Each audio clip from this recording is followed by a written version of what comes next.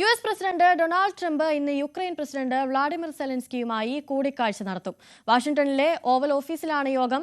എല്ലാം ശരിയായാൽ Russian president Vladimir പുടിനുമായി ഒരു കൂടിക്കാഴ്ച ഷെഡ്യൂൾ ചെയ്യുമെന്ന് ട്രംപ് ട്രൂത്ത് സോഷ്യലിൽ പോസ്റ്റ് ചെയ്തു. അതേസമയം വെള്ളിയാഴ്ച അലാസ്കയിൽ വ്ളാഡിമിർ പുടിനുമായി പ്രസിഡന്റ് ട്രംപ് നടത്തിയ ചർച്ചകളെക്കുറിച്ച് ട്രംപിന്റെ പ്രത്യേക ദൂതൻ സ്റ്റീവ് വിറ്റ്കോഫ് കൂടുതൽ വിവരങ്ങൾ പുറത്തുവിട്ടു. നിർണായകമായ സുരക്ഷാ ഗ്യാരണ്ടികൾ യുക്രൈന് നൽകാൻ പുടിൻ സമ്മതിച്ചതായി വിറ്റ്കോഫ് വ്യക്തമാക്കിയിട്ടുണ്ട്. കെ പി അഭിലാഷാണ് കൂടുതൽ വിവരങ്ങളുമായി ചേരുന്നത്. നിർണായകമായ ചില സുരക്ഷാ ഗ്യാരണ്ടികൾ യുക്രൈൻ മുന്നോട്ട് വയ്ക്കുമ്പോഴും ഇത് എത്രത്തോളം സെലൻസ്കി അംഗീകരിക്കുമെന്നത് അവിടെ നിർണായകമാണല്ലോ അഭിലാഷ്. ഇനി എന്തൊക്കെയായിരിക്കും ചർച്ചയിൽ ട്രംപ് മുന്നോട്ട് വയ്ക്കുന്ന നിർദ്ദേശങ്ങൾ? അത് എത്രത്തോളം സെലൻസ്കി അംഗീകരിക്കാൻ സാധ്യതയുണ്ട്? അനുശ്രീ, വ്ളാഡിമിർ സെലൻസ്കിയുടെ അംഗീകാരം മാത്രമല്ല, യൂറോപ്യൻ രാജ്യങ്ങളുടെ നിലപാട് കൂടിയായിരിക്കും ഇനിയുള്ള കൂടിക്കാഴ്ചകളിൽ നിർണായകമാകാൻ പോകുന്നത്. റഷ്യയും യുക്രൈനും തമ്മിലുള്ള യുദ്ധം അവസാനിപ്പിക്കുന്നതിന് വേണ്ടിയുള്ള കൂടിക്കാഴ്ചകളുടെ തുടർച്ചയാണ് ഇന്ന് നടക്കാൻ പോകുന്നത്.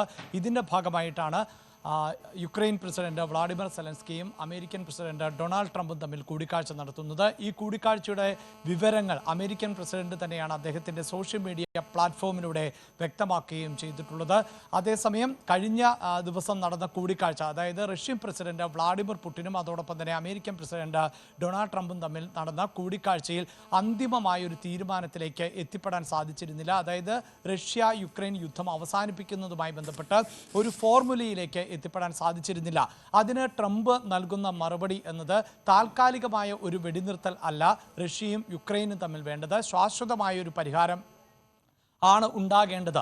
അതിനു വേണ്ടിയിട്ടുള്ള ശ്രമം ആണ് ഇപ്പോൾ നടക്കുന്നത് എന്നുള്ളതാണ്. അതിൻ്റെ ഭാഗമായി നിരവധി ചർച്ചകൾ നടത്തേണ്ടി വരും എന്നും അമേരിക്കൻ പ്രസിഡന്റ് ഡൊണാൾഡ് ട്രംപ് വ്യക്തമാക്കുകയും ചെയ്തിട്ടുണ്ട്. എന്നാൽ ഈ ചർച്ചയുടെ വിശദാംശങ്ങൾ എന്തായിരുന്നു, ഉള്ളടക്കം എന്തായിരുന്നു എന്നത് സംബന്ധിച്ച കൃത്യമായ വിവരങ്ങൾ അമേരിക്കൻ പ്രസിഡന്റോ അല്ലെങ്കിൽ റഷ്യൻ പ്രസിഡന്റോ ഒന്നും പുറത്തുവിടുകയും ചെയ്തിട്ടില്ല. പക്ഷേ ഇപ്പോൾ പുറത്തു വരുന്ന സൂചനകൾ പ്രകാരമാണ് അനുശ്രീ സൂചിപ്പിച്ചതുപോലെ നിർണായകമാകുന്ന ചില ഗ്യാരണ്ടികൾ മുന്നോട്ട് വയ്ക്കുന്നു എന്നുള്ളത്.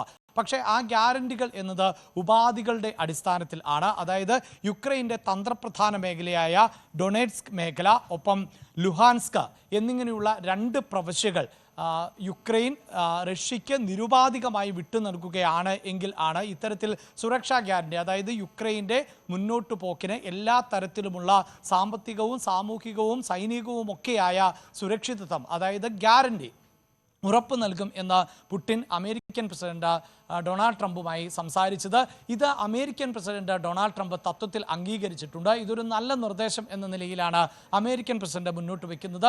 മാത്രവുമല്ല, ഈ നിർദ്ദേശം യുക്രൈൻ അംഗീകരിക്കുകയാണെങ്കിൽ യുക്രൈനിലെ ഹെർസൺ അതോടൊപ്പം തന്നെ സ്പൊസീറിയ എന്നിങ്ങനെയുള്ള മേഖലകളിൽ ഇപ്പോൾ റഷ്യ നടത്തി വരുന്ന അധിനിവേശ നീക്കങ്ങൾ അല്ലെങ്കിൽ സൈനിക നീക്കങ്ങൾ അവസാനിപ്പിക്കുക കൂടി ചെയ്യും എന്നുള്ളതാണ് അറിയാൻ സാധിക്കുന്നത്. പക്ഷേ അനുശ്രീ, ഇതിൽ ഏറ്റവും പ്രധാനപ്പെട്ടത് ഇപ്പോൾ റഷ്യ ആവശ്യപ്പെടുന്ന ഈ പ്രവിശ്യകൾ, അതായത് ഡൊണേറ്റ്സ്ക് മേഖല ഉൾപ്പെടെയുള്ള പ്രദേശങ്ങൾ എന്നത് യുക്രൈനെ സംബന്ധിച്ചിടത്തോളം അവരുടെ വ്യാവസായികമായി ഏറ്റവും മുന്നേറ്റം നടത്തുന്ന ഭൂപ്രദേശമാണ്. അതൊരു സാംസ്കാരിക ഇടം കൂടിയാണ്. അതുകൊണ്ട് തന്നെ ഇങ്ങനെ ഒരു മേഖല വിട്ടു നൽകുന്നതിനോട് യുക്രൈൻ പച്ചക്കൊടി കാണിക്കും എന്ന് നമുക്ക് ഈ ഘട്ടത്തിൽ വിലയിരുത്താൻ സാധിക്കില്ല. അതുമാത്രവുമല്ല, യൂറോപ്യൻ രാജ്യങ്ങൾക്കും ഈ മേഖല വിട്ടു നൽകുന്നതിനോട് കടുത്ത അതൃപ്തി തന്നെയാണുള്ളത്.